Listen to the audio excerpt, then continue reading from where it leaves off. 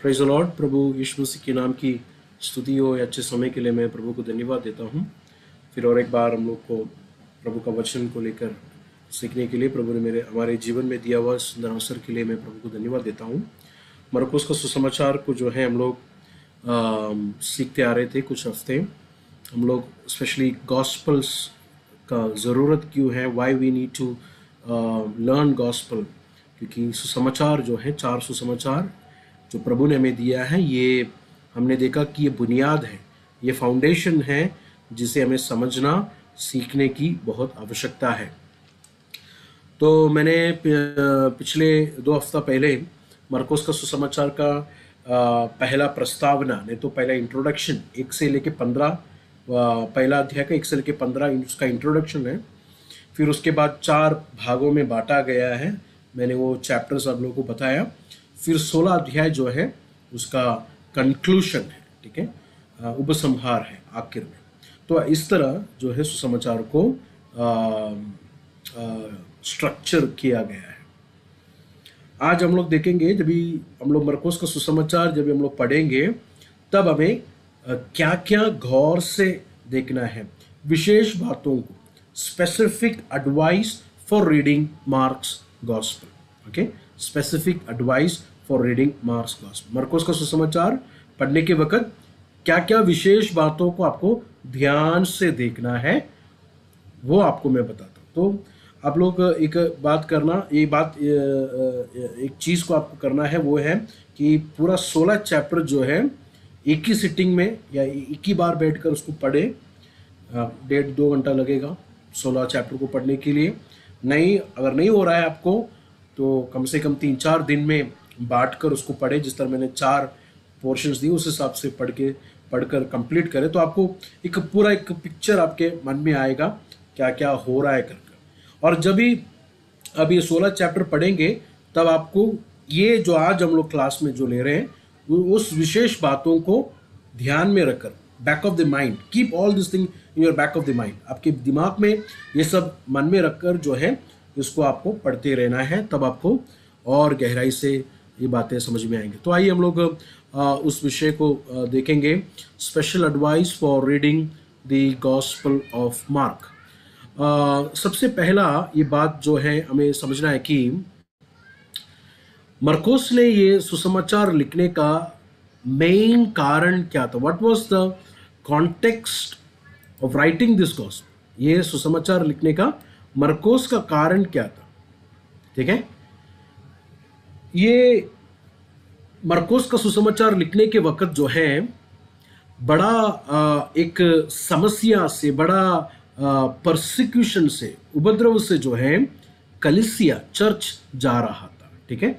Narrow था बादशाह, narrow बादशाह था और कलीसिया को बहुत पीड़ा में इस बादशाह ने डाला। कुछ लोगों को जो है जिंदा जला दिया है।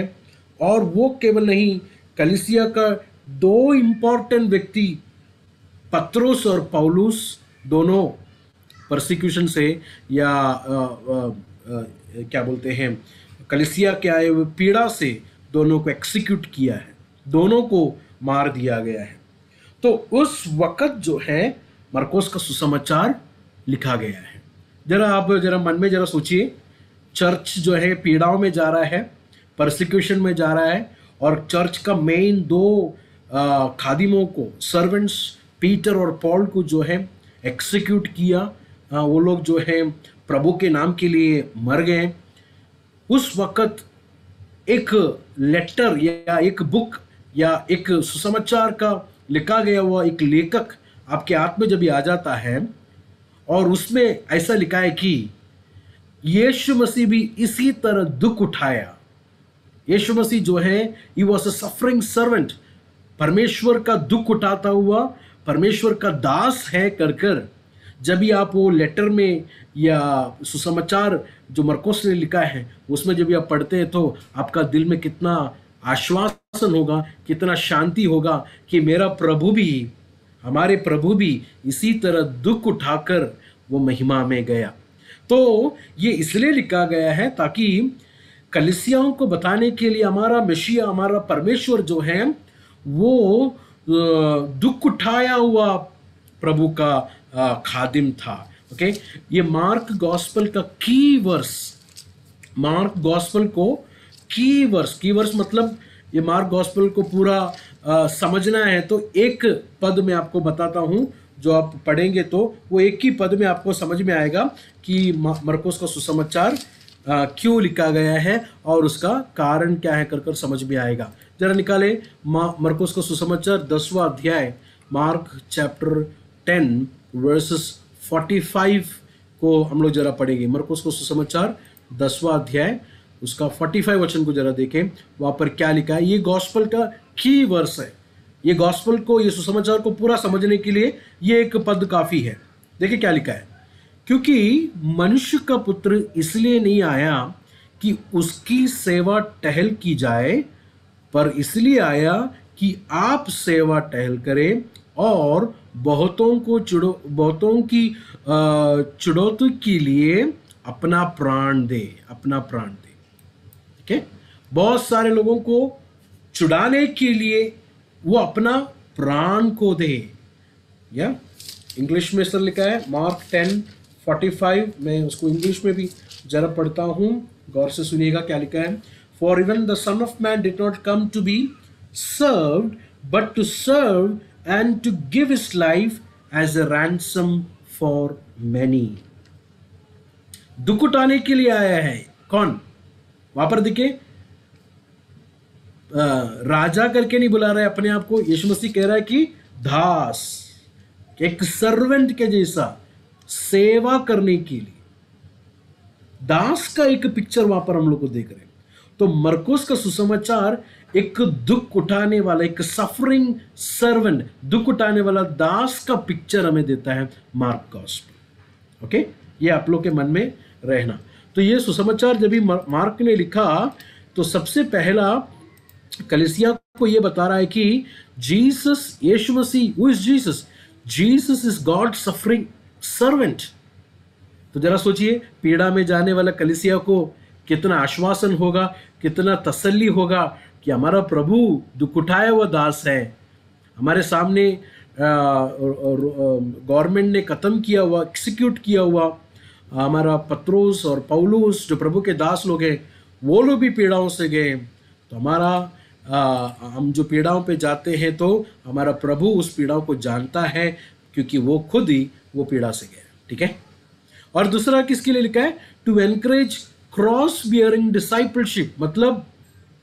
मतलब ये है कि ये सुसमाचार इसलिए भी लिखा है ताकि पीड़ाओं में जाने वाली कलीसिया समझे कि ये है हमारा मार्ग, सूली का मार्ग है, सूली का मार्ग है। सूली के बिना कोई मसीह जिंदगी नहीं है।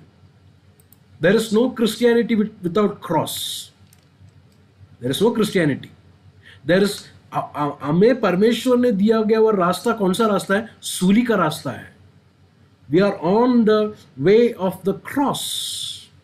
तो ये बातें एनकरेज करने के लिए भी मरकुस ने ये सुसमाचार लिखा है। स्पेशली मार्क चैप्टर 8, 9, 10 सब जब भी हम लोग पढ़ेंगे तो ये डिसाइपलशिप का ये बातें जब भी आता तो यीशु 3 बार अपना डेथ के बारे में कहता है। 3 times जीसस कहता है कि मुझे लोग मारेंगे, मुझे खत्म करेंगे, मुझे सूली पे चढ़ाएंगे, 3 बार कहता है। और चेलों को यीशु कहता है कि तुम्हें भी इसी तरह अपने सूली को उठाकर मेरे पीछे आना है। ठीक है।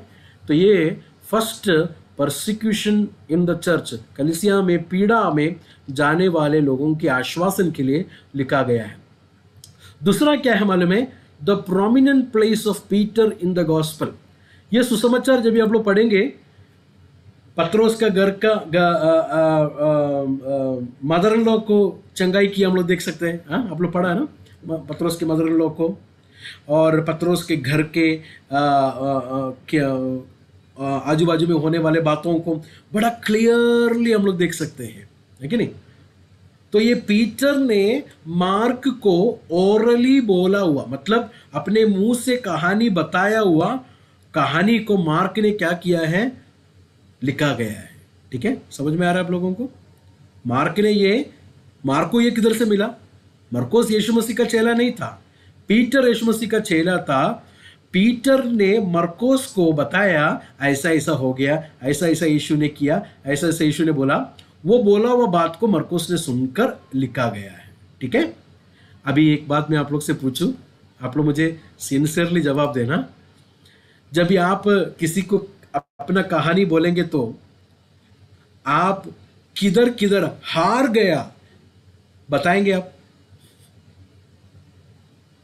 हम लोग ज्यादा यही बताएंगे, हम लोग किधर किधर बहुत बड़े थे, हम लोग किधर किधर बहुत अच्छे थे, हम लोग कितने महान थे करके बताएंगे। पीटर ने ये जब भी कहानी बताया था ना, पीटर एक बात नहीं भूला बोलने के लिए, मैंने यीशु को 3 दफा डिनाई किया है। I denied the Lord 3 times. यहां पर पीटर का ह्यूमिलिटी को हम लोग देख सकते हैं, पत्रोस का नम्रता को देखें कि वो अपना वीकनेस को भी, अपने जीवन में हो गया वो फेलियर को वो छुपा रहा नहीं है। मेरे भाई और बहनों, ये है नम्र, दिस इज ह्यूमिलिटी। 1 पीटर 5:5, पहला पत्रोस के कत 5वां अध्याय उसका 5वां वचन कोई भी जरा हिंदी में पढ़े। 1 पीटर चैप्टर 5 वर्सेस 5।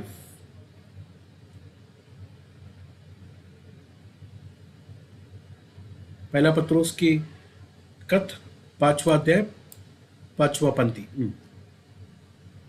इसी प्रकार हे नवयुवकों, तुम भी प्राचीनों के अधीन रहो, वरन तुम सब के सब एक दूसरे की सेवा के लिए दीनता से कमर बांधे रहो, क्योंकि परमेश्वर अभिमानियों का विरोध करता है, परंतु दीनों पर अनुग्रह करता है। देखिए, दीनता को क्या करो वहां पर लिखा है, कमर बांधो, right. Clothe yourself with humility, नम्रता के कपड़े को पहनो, नम्रता के बेल्ट को पहनो या कपड़े को पहनो, जो भी आप लोग जिस हिसाब से आप ले। ये बोला हुआ पीटर ने अपनी कमजोरी को, अपने वीकनेस को नहीं छुपाया। वो कहता है कि मैंने यीशु को 3 बार जो है डिनाई किया है। और मरकुस का सुसमाचार 16 का 7 में देखें, मरकुस का सुसमाचार 16 का 7 में क्या लिखा है? 16 का 7 में मैं इसको इंग्लिश में पढ़ता हूँ। But go tell his disciple and Peter, चेलों को और पतरस को जाकर बोलना। तो पीटर ये सब रिकलेक्ट कर रहा है, ये सब याद कर रहा है। हाँ, मेरे से ऐसा हुआ था, मेरे घर में आया था, मेरे सासू माँ को ठीक किया, ओके। सूली के बारे में बोला तो हम लोग को उस टाइम नहीं समझ में आया। यीशु सूली पे मरने जा रहा है, मैंने यीशु को बाजू में बुला के विरोध किया, नहीं, कभी नहीं मरना चाहिए। सब पीटर ने याद किया। और यीशु ने मुड़कर मुझे और यीशु के चेलों को कहा कि चले जा शैतान। हम लोग ये सब कहानी बोलेंगे। यीशु के पास जब साथ में मैं जब चल रहा था, यीशु ने मुझे और चेलों को देखकर बोला, जा चले जा शैतान, है कि नहीं? जीसस के साथ जब पीटर चला, ये सारा स्टोरी मार्क को बताया और मार्क ने उसको ब्यूटिफुली हमारे सामने दिया। So the prominent place of Peter in this gospel. ठीक है। तीसरा बात जो है हम लोग जो देखेंगे वो है कि यीशु को मसीहा करके इस सुसमाचार में हम लोग देख सकते हैं, जीसस एज मसीहा। तो मसीहा का 3 बातें यहां पर आप लोग को लिखना है। सबसे पहला, जीसस इज द किंगली मसीहा। यीशु मसीह जो है राज्यहीय मसीहा है। यीशु कौन सा मसीहा है? राज्यहीय मसीहा या किंग जीसस, और राजा मसीहा है। ठीक है। दूसरा, Jesus is God's suffering servant. Yeshu Masih परमेश्वर का दुख उठाने वाला दास है। पहला क्या है? राजकीय राजा या राजकीय मसीहा है। ठीक है। और दूसरा, प्रभु यीशु मसीह परमेश्वर का दुख उठाने वाला दास है। और तीसरा, आप लोग ने नोटिस किया होगा, पहला ही चैप्टर में यीशु मसीह अपना आइडेंटिटी को दूसरों को नहीं बताने के लिए बोलता है। देखा आपने? हाँ, हम लोग जरा मिसाल से पढ़ेंगे, उसको निकालें, भावना से जरा उसको पढ़ें। सबसे पहले देखिए, तीन जगहों पर जब भी दुष्टात्मा कहता है कि तू प्रभु का पुत्र है या यू आर इब्ने आदम है, तो यीशु कहता है कि चुप रहे। भीड़ जब भी कहता है या भीड़ को कहता है, भीड़ को चंगा करने के बाद भीड़ को कहता है कि किसी को नहीं कहना। यीशु मसीह के चेले कहता है कि तू you are the son the Messiah कर कर जब भी वो लोग कन्फेस करता है तो चेलों को भी कहता है कि किसी से नहीं कहे। ठीक है, हम लोग सबूत में 2-3 वचन खाली पढ़ेंगे, पूरा वचन नहीं पढ़ेंगे। 1:25 जरा पढ़े, 1:25 1:25। यीशु ने उसे डांट कर कहा, चुप रहे और उसमें से निकल जा। 3:11 और 12। अशुद्ध आत्माएं भी जब उसे देखती थी तो उसके आगे गिर पड़ती थी और चिल्लाकर कहती थी कि तू परमेश्वर का पुत्र है, और उसने उन्हें बहुत चिताया कि मुझे प्रकट ना करना। हाँ देखे, तो दुष्टात्माओं को यीशु मसीह कह रहा है कि बी साइलेंट, चुप रहे। अभी भीड़ों को कह रहा है, देखे चैप्टर 1 का 44, देखे चैप्टर 1 का 44। और उससे कहा, देख किसी से कुछ मत कहना, परंतु जाकर अपने आप को याजक को दिखा और अपने शुद्ध होने के विषय में जो कुछ मूसा ने ठहराया है उसे भेंट चढ़ा कि उन पर गवाही हो। 7:36 जरा देखे, 7:36 आप लोग लिख के लेना ये वचनों को। 7:36 देखे। तब उसने उन्हें चिताया कि किसी से ना कहना, परंतु जितना उसने उन्हें चिताया उतना ही वे और प्रचार करने लगे। चेलों से कहा। 8:30 जरा पढ़े, 8:30। अब उसने उन्हें चिताकर कहा कि मेरे विषय में यह किसी से ना कहना। तो अभी हमारे मन में एक सवाल आ सकता है, ये कौन सी बात हुई?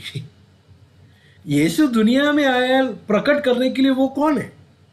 लेकिन यहां पर एक अलग पिक्चर है। यहां पर यीशु लोगों से दुष्टात्मा से कह रहा है, दुष्टात्मा से कह रहा है, भीड़ से कह रहा है, चेलों से कह रहा है। ठीक है, 3 ग्रुप को देख, ये तीनों ग्रुप से परमेश्वर कह रहा है कि चुप रहे, नहीं कहना है।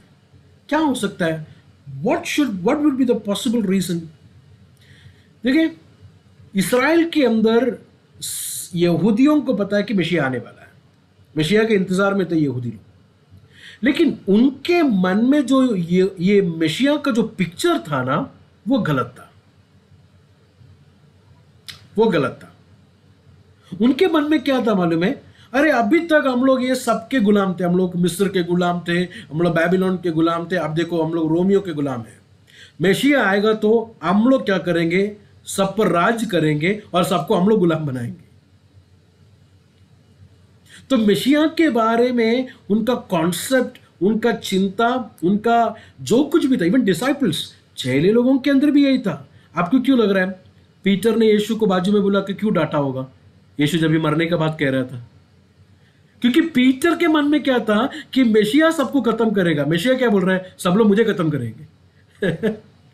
तो उनके सोच और उनके ख्यालात, उनके प्लान के टोटल ऑपोजिट था Jesus. Even John the Baptist, यूहन्ना बपतिस्मा देने वाला, यीशु को डाउट क्यों किया? क्योंकि वो देख रहा है कि जैसा वो सोच रहा है यीशु वैसा नहीं कर रहा है। तो चेलों को बेचकर बोला, आने वाला तू ही है या दूसरे का इंतजार कर रहे? तो यीशु ने क्या जवाब दिया? हम देख रहे हैं, लंगड़े चल रहे हैं और गरीब सुसमाचार को सुन रहे। The poor is hearing the gospel. ये जाकर यूहन्ना को जाकर बता। क्या है उसका मतलब? तू जैसा सोच रहा है वैसा एक मसीहा नहीं हूं मैं अंधों को आंख देने, बहरों को कान देने, स्पिरिचुअली जो नहीं सुनते हैं, स्पिरिचुअली जो नहीं देखते हैं, फिजिकली जो गरीब है या फिजिकली इकोनॉमिकली पीछे हैं, जो प्रभु के सामने नहीं आ सकते स्पिरिचुअली, वो लोगों को सुसमाचार देने के लिए, उनको वो पापों से उद्धार देने के लिए मैं आया हूं। तो यहूदियों का कॉन्सेप्ट में मसीहा के बारे में एक डिफरेंट पिक्चर है। यीशु ही नहीं तो यीशु को ही केवल पता है कि मसीहा का ट्रू नेचर क्या है। इसलिए यीशु ने क्या कहा? सबसे कहा कि चुप रहे। ये लोग जाके सबको बोलेंगे मसीहा आ गया, ये मसीहा आया करके बोलेंगे, तो वहां पर क्या होगा मालूम है? रुकावट होएगा। यीशु का प्लान, यीशु का जो उद्देश्य है, समझे आप। लोग क्या कहेंगे कि गवर्नमेंट क्या कहेंगे कि एक बड़ा रिवॉल्ट करने के लिए आया है, या कोई ऐसा राजा आ गया है यहूदियों का जो हमें उलट पलट करेगा। तो देखिए कितना वाइसली प्रभु यीशु मसीह कहता है कि कीप इट सीक्रेट। तो मेसियानिक सीक्रेट करके हम लोग वहां पर देख सकते हैं। तो आप लोग ये सुसमाचार जब भी पढ़ेंगे ना, तो ये सारा वचन आप लोग गौर से देखेगा। नेक्स्ट जो है एक नया न्यू एक्सोडस, नया निर्गमन, न्यू एक्सोडस, नया करूज। आपको पता है पुराने नियम में करूज में या निर्गमन में क्या होता है? बड़ा एक डिपार्चर होता है। डिपार्चर मतलब मिस्र से कनान की ओर परमेश्वर इस्राएल के लोगों को बाहर छुड़ा के लेके आता है कि नहीं? मरकोस का सुसमाचार में मरकोस हमको बता रहा है कि मूसा से भी महान, मूसा से भी श्रेष्ठ यीशु मसीह हमें एक नया करूज, एक नया निर्गमन, नहीं तो नया एक डिपार्चर दे रहा है। समझ में आ रहा है आपको? मूसा ने लोगों को किधर से छुड़ाया? दुनिया का राजा के हाथ से छुड़ाकर कनान देश, दुनिया का एक देश में लेके गया। तो यीशु मसीह दुनिया का एक राजा के हाथ से नहीं हमें छुड़ाता, बल्कि पाप और अंधेरा और शैतान के हाथ से हमें छुड़ाकर कभी खत्म नहीं होने वाला अविनाशी जगह पर नित्य जीवन, अब्दी जिंदगी की ओर लेके जा रहा है। तो आप लोग मुझे बोले कौन दे रहा है आपको बेहतर डिपार्चर? मूसा दिया कि यीशु मसीह? यीशु मसीह। ठीक है। तो ये बातें आप लोग जब भी सुसमाचार को पढ़ेंगे तो आप लोग ये बात को अच्छे से देखना कि ये सुसमाचार में it talks about new exodus, Jesus connection to the story of Israel. Israel की कहानी के साथ यीशु को जोड़ा गया है। इसराइल का कहानी में देखे क्या हुआ? सबसे पहला डिलीवरेंस मतलब छुड़ाया जाना। दूसरा अराइवल, जैसे ही छुड़ाकर उनको क्या किया? नया देश कनान में लेके आया। हाँ, मालूम है ना आप लोगों को? सबसे पहला छुड़ाया, फिर नया देश में उनको लेके आया। नया देश में लेके आया तो लोग सही जिया? नहीं जिया, सही नहीं जिया। तो ये लोग क्या हो गए? ये लोगों को परमेश्वर ने दूर दूर देशों में भगा दिया। दूर दूर देशों में ये सारे लोग भाग गए, नहीं तो लोगों ने आकर उनको बंदी बनाकर लेके गया, एक्साइल में गया। बैबिलोन का एक्साइल में गया, असीरिया का एक्साइल में ये लोग चले गए, मतलब बंदी बनाकर इसराइल लोगों को, यहूदा के लोगों को लेके गया। फिर क्या हुआ? फिर प्रभु के भविष्यवक्ताओं ने, सब नबियों ने खड़ा होकर कहा कि परमेश्वर जो है कैदी बनाकर जो लेके गए वे लोगों को, एक झुंड को, एक रेमिनेंट को जो है परमेश्वर दोबारा अपने देश में लेके आने वाला है। ठीक है। फिर अस्रा और नेहमिया के ज़माने में ये जो गया हुआ झुंड को जो है परमेश्वर ने दोबारा लेके आकर उनके ज़रिए से मंदिर को और उसके ज़रिए से दीवार को बनाकर पुनर्स्थापित किया, रिस्टोर किया। खो गया हुआ देश को उन्होंने फिर से बनाया। ठीक है। यह है इसराइल का कहानी। आप लोग यशायाह नबी 35 चैप्टर, यशायाह नबी 40 से लेके 55 चैप्टर में ये मैंने बोला हुआ ये सारे बातें देख सकते हैं। तो परमेश्वर कह रहा है कि मैं अपने दास को भेजूंगा, I will send my servant. एक नया काम को मैं करूंगा, I will do something new, I will restore. मैं पुनर्स्थापन करूंगा, मैं उनको जो है नए सिरे से बनाऊंगा, मैं अपने दास को भेजूंगा। तो उस जमाने से लोग वेट कर रहे हैं मसीहा के लिए, लेकिन जब भी मसीहा आया उनके जैसा, उन्होंने जैसा सोचा एक मसीहा नहीं था। उन्होंने सोचा कि कोई मिलिट्री लीडर आएगा, हाँ, रोमियो को हटाकर हमें देश को क्या करने वाला है, हमारे देश को आज़ादी देगा। लेकिन आया हुआ मसीहा कैसा था? कमज़ोर था, सेवा कर रहा है, सुसमाचार सुना रहा है, चंगा कर रहा है। ये कौन सा मसीहा है? तो यशायाह नबी ने जो नबूवत किया था, वो नबूवत, वो भविष्यवाणी ये लोग सच में नहीं समझ में आए पाए। यहां पर मेशिया जो प्रभु का दास है, ये इस्राएल करके देश को छुड़ाने के लिए या उनके देश को रिस्टोर करने के लिए नहीं आया, बल्कि किसके लिए आया? सारे मानव जाति के पापों को धोकर उन्हें उद्धार देने के लिए आया है। What a beautiful picture. उसमें एक सरप्राइज बात क्या है मालूम है? यहूदी लोगों ने सोचा कि मेशिया मतलब हमारे लिए, हमारे लिए, हमारे लिए।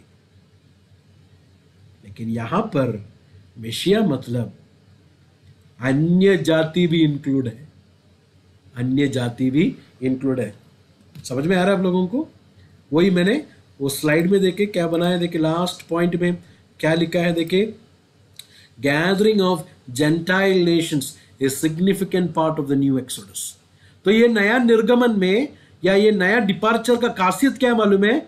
इसमें खाली यहूदी खाली नहीं, बल्कि इसमें अन्य जाति लोग भी हैं। तो मेशिया हमारे लिए खाली सोचने वाले यहूदियों के लिए ये एक बड़ा अद्भुत है। तो मेशिया खाली यहूदियों के लिए नहीं, बल्कि तमाम लोगों के लिए आ रहा है। सबूत के लिए कुछ वचनों को जरा पढ़ेंगे, स्पेशली जब भी आप लोग मरकुस का सुसमाचार पढ़ेंगे ना, मरकुस का सुसमाचार जब भी पढ़ेंगे, चैप्टर 6 का 53 से लेके, लिखे ले ले, चैप्टर 6 का 53 से लेके 9 का 29, 9:29, 6 का 53 से लेके 9:29, 9 का 29 तक, इतना पोर्शन में आप लोग गौर से पढ़ना। वहां पर आपको अन्य जाति लोग भी मिलेंगे, अन्य जाति के लोग भी मिलेंगे जो यहूदी नहीं है। आप लोगों को याद है यीशु मसीह के पास एक स्त्री ने आकर कहा, तो यीशु ने क्या कहा? बच्चों का खाना कुत्तों को नहीं दे सकता। तो उसने क्या कहा? वो जो नीचे गिरता हुआ ब्रेड का क्रम्स है ना, छोटा छोटा, वो दे सकता है। यीशु बोला, तेरा विश्वास, तूने ये बोला है ना, चंगा हो जाए। तो देखिए, यहूदी नहीं है वो, अन्य जाति। तो ये जो पोर्शन है ना, 6 का 53 से लेके 9 का 29, ये पोर्शन में, इतना ये पोर्शन में आप लोग गौर से पढ़ना, मरकुस किस तरह अन्य जाति को, जेंटाइल्स को भी इंक्लूड करता है ये नया डिपार्चर, ये न्यू एक्सोडस में। मेरे भाई और बहनों, मूसा से भी श्रेष्ठ है यीशु मसीह। और दूसरा सबूत, पुराने नियम का मंदिर, ये नहीं तो यहूदियों का मंदिर से भी श्रेष्ठ है यीशु मसीह। पढ़ के देखें, पहला अध्याय, सॉरी 11 अध्याय उसका 17 वचन, 11:17 को जरा पढ़े। 11 का 17, मरकुस का सुसमाचार 11 का 17।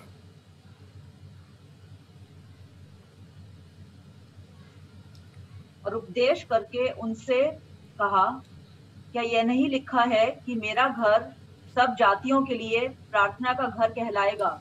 हाँ, मेरा घर सब जातियों के लिए। तो नया मंदिर कौन है? भी यूहन्ना का सुसमाचार 2 अध्याय पढ़ेंगे, यीशु कहता है कि इस मंदिर को खत्म करो, इसको मैं कितने दिन में खड़ा करूंगा? 3रे दिन में। लोगों ने क्या सोचा? लोगों ने सोचा कि हेरोदा ने बनाया हुआ, नहीं तो यहूदियों का मंदिर के बारे में कह रहे हैं। लोग बोला 40 साल से ज्यादा लगा ये बनाने, आप 3 दिन में खड़ा करेगा? यीशु वो मंदिर के बारे में नहीं बात कर रहा था, बल्कि अपना शरीर। तो अभी नया मंदिर कौन है? Jesus is the new temple. परमेश्वर का प्रेजेंस, परमेश्वर का उपस्थिति का नया जगह किधर है? आप यरूशलेम में है। यीशु ने सामरी स्त्री से क्या कहा? ये पहाड़ पर नहीं, यरूशलेम में नहीं, सच्चे प्रस्तार परमेश्वर को सच्चाई और आत्मा से प्रस्तुत करेंगे, आराधना करेंगे। True worshipper will worship God in truth and in spirit, सच्चाई और आत्मा से। मतलब जगह इंपॉर्टेंट नहीं है, क्योंकि अभी एक जगह है जहां पर प्रभु का उपस्थिति है, वो है जीसस, यीशु मसीह। और वो यीशु कहता है कि मेरा पिता का मंदिर, किसका मंदिर? सारे जातियों का। मेरे प्रियजनों, हमने देखा मूसा से भी श्रेष्ठ, मूसा ने दिया वो एक्सोडस, निर्गमन से भी श्रेष्ठ, डिपार्चर से भी श्रेष्ठ, यहूदियों का मंदिर से भी श्रेष्ठ। सच में ये अब्राहम को परमेश्वर ने दिया गया वो वादा है, तेरे वसीले से दुनिया की तमाम जातियों को मैं क्या करने वाला हूं, बरकत, अनुग्रह करने वाला हूं। और वो नस्ल, वो सीड यहां पर आया है। तो जब भी आप लोग ये सुसमाचार को पढ़ेंगे, आप लोग देखना, ये प्रस्थान, ये एक्सोडस या ये रवानगी, उर्दू में रवानगी, जो नया रवानगी परमेश्वर दे रहा है, या नया प्रस्थान परमेश्वर हमें दे रहा है, नया डिपार्चर हमें जो परमेश्वर हमें दे रहा है, सो ब्यूटिफुली, कितना अच्छी तरीके से मरकुस हमको बता रहा है। जब ये नया प्रस्थान के बारे में हम लोग को, या नया डिपार्चर के बारे में यीशु जब हमको मरकुस जब हमको बताता है, तो आप लोग गौर से देखना, कुछ लोग जो है आंख है तो भी उन लोग नहीं देख पा रहे, कान है उन लोग नहीं सुन पा रहे। यीशु कहता है क्योंकि उनका दिल कठोर हो गया है, मसीहा को रिजेक्ट कर रहा है। फिर यशायाह नबी में जो मैंने वर्स चैप्टर पता 35 और 40 से लेके 55 तक का चैप्टर में जो कुछ भी यशायाह ने कहा, नहीं तो यशायाह नबी में जो कुछ भी हम लोग देखते हैं, चैप्टर 6 में देखते हैं, चैप्टर 5 में देखते हैं कि किस तरह लोग अपने मनों को कठोर करने वाला है, जिस तरह मैसेज को लोग रिजेक्ट करने वाले। देखें यशायाह नबी सबूत में, देखें यशायाह नबी 53 का पहला वचन देखें, यशायाह नबी 53 का पहला वचन।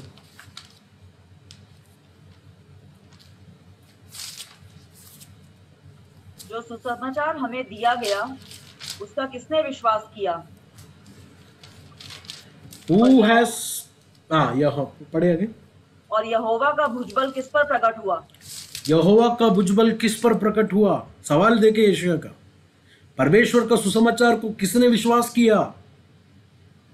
तो ये सब बातें जीसस का मिनिस्ट्री में पूरा होता हुआ मरकुस हमको दिखाएगा। ये मैसेज, ये राज्य का सुसमाचार किसने विश्वास किया? विश्वास नहीं करने वालों ने प्रभु का बलवंत हाथ को नहीं देखा, लेकिन विश्वास किए हुए लोग ने परमेश्वर का बलवंत हाथ को महसूस किया। परमेश्वर का बलवंत हाथ क्या है? उद्धार। द लॉर्ड्स आर्म, उद्धार, स्ट्रेंथ को देगा, सामर्थ को देगा। ठीक है, तो अभी आप लोग को एक पिक्चर मिल गया लगता है मुझे। अभी ये 16 चैप्टर, ये सारे बातों को मन में रखकर, ये सारे बातें आपके एक पेज में या पेपर में लिखें, और 16 एक चैप्टर जो भी पढ़ने के वक्त ये सब आप लोग ध्यान से पढ़ें। ठीक है, बस आपको इतना ही मन में रखना है जो हमने आज देखा कि ये सुसमाचार किसके लिए लिखा है या क्यों लिखा है। पीड़ित कलीसिया जा रही थी, उनकी कलीसिया को एनकरेज करने के लिए, उन्हें जो है प्रोत्साहित करने के लिए कि हमारे मसीहा भी इसी तरह दुख उठा कर गए, और वो मसीहा हमसे कहता है कि सूली उठाकर उसके पीछे यही मार्ग पर चलो। और दूसरा, यीशु मसीह, यीशु मसीहा है कर हमने देखा, और वो मसीहा के आइडेंटिटी को, उनके वो कौन है कर वो समझ को जो है यीशु छुपाता है कर हमने देखा। और आखिर में हम लोग देखा कि द न्यू एक्सोडस, नया प्रस्थान या नया रवांगिनी, यीशु मसीह मूसा से भी बेहतर एक डिपार्चर एक्सोडस हमें दे रहा है। तो यीशु का कहानी को इस्राएल की कहानी से के साथ जोड़ा गया है कर हम लोग ने देखा। तो God bless you all, keep learning, keep reading. प्रभु सबको आशीष और बरकत दे।